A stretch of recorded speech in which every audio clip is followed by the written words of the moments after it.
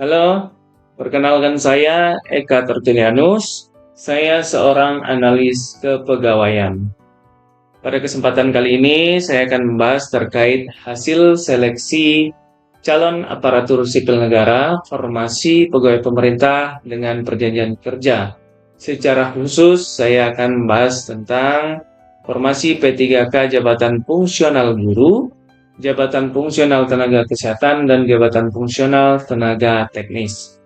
Sebelumnya, saya ucapkan selamat kepada kawan-kawan yang sudah berjuang. Semoga tahun ini lulus menjadi aparatur sipil negara. Amin. Terkait pengadaan P3K tahun 2023, terdapat dalam Peraturan Menteri Pan-RB nomor 14 tahun 2023 tentang pengadaan pegawai pemerintah dengan perjanjian kerja untuk jabatan fungsional. Kemudian ada aturan-aturan turunan dari Peraturan Menteri Pan-RB tadi, yaitu Keputusan Menteri Pan-RB nomor 648 tahun 2023 tentang mekanisme seleksi P3K jabatan fungsional. Yang kedua, Keputusan Menteri Pan-RB nomor 649 tahun 2023 tentang mekanisme seleksi P3K jabatan fungsional guru. Ketiga, Keputusan Menteri Pan-RB nomor 650 tahun 2023 tentang persyaratan wajib tambahan dan sertifikasi penambahan nilai seleksi kompetensi teknis dalam pengadaan P3K untuk jabatan fungsional. Keempat, Keputusan Menteri Pan-RB nomor 652 tahun 2023 tentang nilai ambang batas seleksi kompetensi teknis pengadaan P3K untuk jabatan fungsional. Kelima, Keputusan Menteri Pan-RB nomor 654 tahun 2023 tentang persyaratan STR untuk melamar pada jabatan fungsional kesehatan. Dan keenam, Keputusan Menteri Pan-RB nomor 660 tahun 2023 tentang perubahan atas Keputusan Menteri Pan-RB nomor 650 tahun 2023. Jadi terdapat 6 aturan turunan dari Peraturan Menteri Pan-RB nomor 14 tahun 2023. Sebelum saya masuk kepada pokok pembahasan terkait hasil seleksi, saya ingin menjelaskan sedikit tentang jenis formasi pada pengadaan P3K tahun anggaran 2023 ini.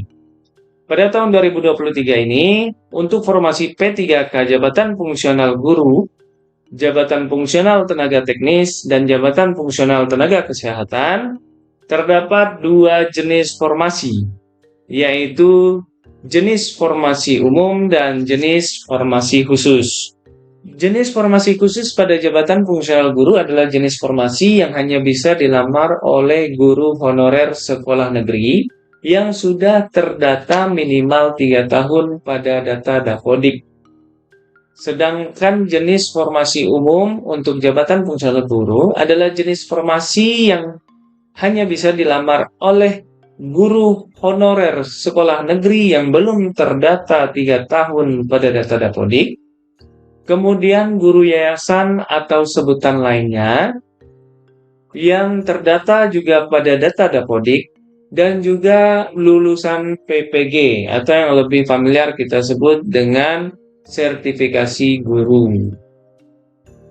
Jenis formasi khusus untuk jabatan fungsional tenaga teknis dan jabatan fungsional tenaga kesehatan adalah jenis formasi yang hanya bisa dilamar oleh tenaga non-ASN instansi atau yang lebih familiar kita sebut tenaga honorer instansi.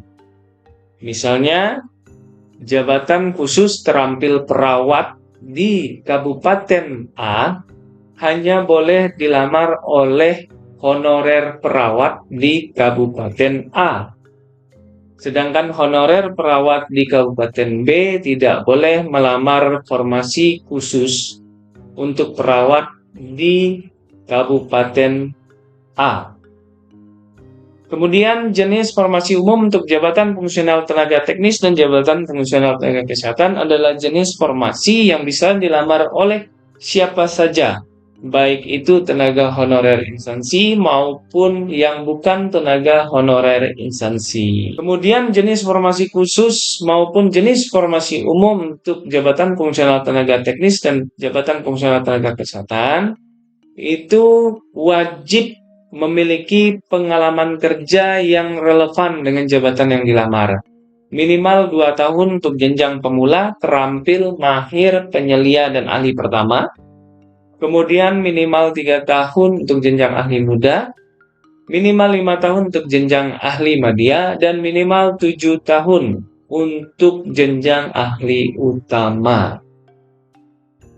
Oke, sekarang kita masuk kepada pokok pembahasan kita terkait hasil seleksi. Untuk seleksi kompetensi jenis formasi khusus tidak menggunakan nilai ambang batas atau yang lebih kita kenal dengan passing grade. Sedangkan untuk jenis formasi umum dia menggunakan passing grade. Jadi untuk formasi khusus itu dia hanya mencari nilai tertinggi atau peserta dengan peringkat terbaik. Sedangkan jenis formasi umum, pelamar harus lulus passing grade dahulu, baru nanti diambil peringkat terbaik dari peserta atau pelamar yang sudah lulus passing grade. Dalam hal ini, jenis formasi khusus sudah pasti terisi jika ada pelamarnya. Sedangkan jenis formasi umum belum tentu terisi walaupun ada pelamarnya. Karena apa? Karena pelamar dari jenis formasi umum dia harus lulus passing grade dahulu, sedangkan pelamar dari jenis formasi khusus tanpa memerlukan passing grade. Passing grade kompetensi teknis berbeda-beda pada setiap jabatan yang dilamar. Untuk passing grade jabatan fungsional guru terdapat di dalam Keputusan Menteri Pan-RB nomor 649 tahun 2023. Sedangkan untuk passing grade jabatan fungsional tenaga teknis dan jabatan fungsional tenaga kesehatan terdapat di dalam Keputusan Menteri Pan-RB nomor 652 tahun 2023. Selain passing grade kompetensi teknis, ada juga passing grade untuk manajerial sosiokultural dan passing grade wawancara yang berlaku sama, baik itu untuk jabatan fungsional guru maupun untuk jabatan fungsional tenaga teknis dan jabatan fungsional tenaga kesehatan. Passing grade manajerial itu ditambah dengan sosiokultural sama dengan minimal 117 poin. Jadi nilai manajerial ditambah dengan nilai sosiokultural itu minimal harus 117 poin. Kemudian passing grade untuk wawancara itu 24 poin. Untuk jabatan fungsional guru, ada seleksi kompetensi teknis tambahan berupa observasi atau penilaian oleh Dinas Pendidikan dan Badan Kepegawaian. Sebagai catatan, tidak semua instansi menyelenggarakan kompetensi teknis tambahan. Hanya instansi yang mengusulkan saja yang melaksanakan seleksi kompetensi teknis tambahan. Seleksi kompetensi teknis tambahan untuk jabatan fungsional guru hanya berpengaruh terhadap nilai seleksi kompetensi teknis saja. Dia tidak mempengaruhi nilai manajerial, sosiokultural, dan wawancara. Jadi apabila kalian pelamar jabatan fungsional guru yang masuk ke dalam kategori pelamar kebutuhan umum, apabila passing grade manajerial, sosiokultural, dan wawancara tidak lulus, maka 100% kalian tidak lulus. Namun, apabila kalian hanya tidak mencapai passing grade kompetensi teknis, maka dengan adanya seleksi kompetensi teknis tambahan ini dapat mendongkrak nilai seleksi kompetensi teknis kalian. Jadi ada kemungkinan berpeluang untuk lulus passing grade.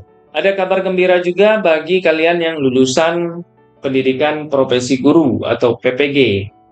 Jadi di dalam Diktum ke-33 Keputusan Menteri Pan-RB nomor 649 tahun 2023 disebutkan bahwa pelamar yang memiliki sertifikat pendidik dan linier dengan jabatan yang dilamar mendapatkan nilai tertinggi 100% dari nilai tertinggi seleksi kompetensi teknis.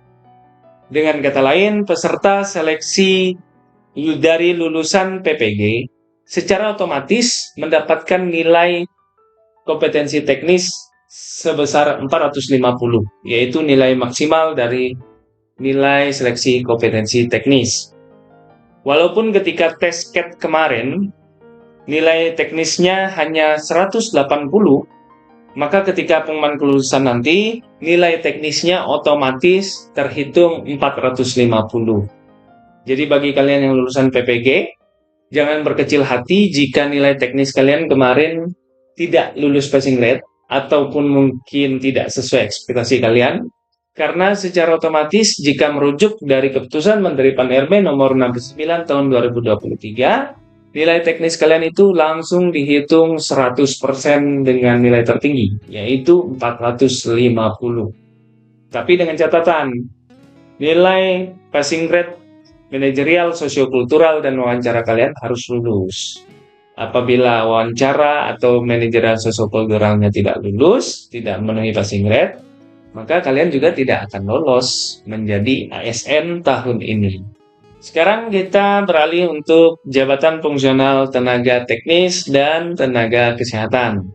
Pada diktum ke-15 Keputusan Menteri Pan-RB nomor 648 tahun 2023 disebutkan bahwa pengisian kebutuhan khusus diberlakukan terlebih dahulu bagi peserta dari XTHK 2 atau tenaga honorer kriteria 2 yang berperingkat terbaik. Kemudian diktum ke-16 menyebutkan, dalam hal masih terdapat kebutuhan khusus yang belum terpenuhi setelah diktum ke-15 diberlakukan, maka kebutuhan tersebut diisi oleh peserta tenaga non-ASN yang berperingkat terbaik atau tenaga honorer yang berperingkat terbaik. Kesimpulannya begini, peserta dari XTHK 2 sudah menjadi prioritas untuk mengisi formasi. Semisal di kantor B ada 2 jenis formasi khusus untuk terampil arsiparis. Pelamarnya ada 3, yaitu dari XTHK 2 ada 2 peserta, dan 1 peserta lagi dari tenaga honorer. Saat pelaksanaan CAT, nilai total peserta dari tenaga honorer ini paling tinggi daripada kedua peserta dari XTHK 2 ini. Maka nanti yang dinyatakan lulus untuk mengisi 2 formasi kebutuhan khusus jabatan terampil arsiparis itu tetap 2 orang peserta dari XTHK 2. Walaupun nilainya rendah dari tenaga honorer. Jadi XTHK 2 ini sudah menjadi prioritas untuk mengisi kebutuhan. Apabila kalian bersaing dengan XTHK 2, maka siap-siap XTHK 2 tersebut pasti yang akan mengisi jabatan, walaupun nilainya rendah. Dengan catatan ketika pelaksanaan seleksi CAT kemarin, mereka hadir. Kalau mereka tidak hadir, barulah secara otomatis mereka dianggap tidak lulus seleksi. Inilah salah satu keuntungan atau spesial bagi peserta dari XTHK 2. Mereka memang diprioritaskan untuk mengisi kebutuhan. Lalu muncul pertanyaan, apakah tahun ini ada optimalisasi bagi jabatan yang tidak terisi? Sama seperti formasi tahun 2022 lalu yang merujuk pada Keputusan Menteri Pan-RB nomor 571 tahun 2023. Jawabannya ada. Jika kita cermati, penjelasan terkait optimalisasi tersebut terdapat pada Keputusan Menteri Pan-RB nomor 648 tahun 2023 dari diktum ke-15 sampai dengan diktum ke-22. Untuk optimalisasi pengisian kebutuhan formasi khusus kurang lebih seperti yang sudah saya jelaskan sebelumnya. Jadi yang diprioritaskan itu XTHK 2 dulu. Kalau XTHK 2-nya tidak ada, barulah bagi tenaga honorer. Untuk optimalisasi pengisian kebutuhan formasi khusus, kurang lebih seperti yang sudah saya jelaskan sebelumnya. Semisal di Puskesmas A ada 5 formasi, yaitu jenis formasi khusus, terampil perawat. Jumlah pelamarnya ada 8.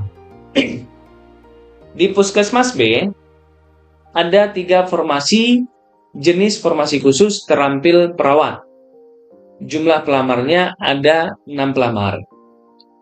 Dan di Puskesmas C ada 3 formasi jenis formasi khusus terampil perawat, tetapi tidak ada pelamar sama sekali. Di Puskesmas A, pelamarnya ada 8, formasinya cuma 5. Berarti ada 3 orang pelamar jenis formasi khusus untuk terampil perawat yang tidak mendapatkan tempat di Puskesmas A. Di Puskesmas B, ada 3 formasi. Pelamarnya ada 6. Jadi ada 3 orang pelamar jenis formasi khusus untuk terampil perawat yang tidak mendapatkan tempat di Puskesmas B.